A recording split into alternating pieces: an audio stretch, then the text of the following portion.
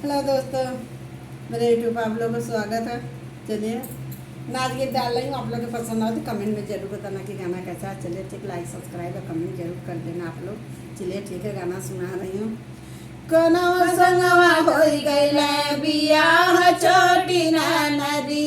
कनवा संगवा होई गइले बियाह छोटी ना नदी, बियाह छोटी ना नदी, बियाह छोटी ना नदी, कनवा संगवा होई गइले बियाह छोटी ना नदी, कनवा संगवा होई गइले बियाह छोटी ना नदी, पनिया बिचान गइले संग गइले कानऊ हो, संग गइले कानऊ, ये समान करला की डोरिया खींची मारी,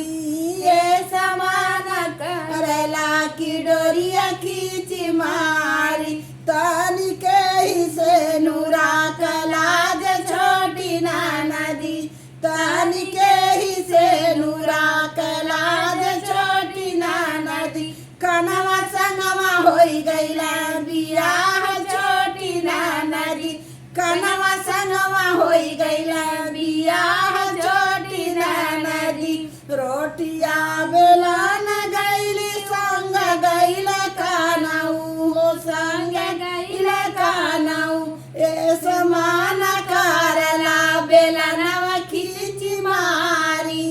ए समान करला बेलनवा खींची मारी, तनी के ही से नूरा कलाज छोटी ना नदी, तनी के ही से नूरा कलाज छोटी ना नदी, कनवा संगवा होई गइला बियाह छोटी ना नदी, कनवा संगवा होई गइला बियाह छोटी ना नदी, से जुया सोहन गइली संग गइला कानऊ हो, संग गइला कानऊ, ए समान करला तकियावा खींची मारी,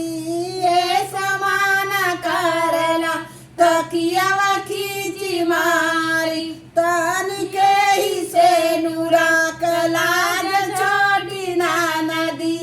तनी के ही से नूरा कलाज छोटी ना नदी, कनवा संगवा होई गइला बियाह छोटी ना नदी, कनवा संगवा होई गइला बियाह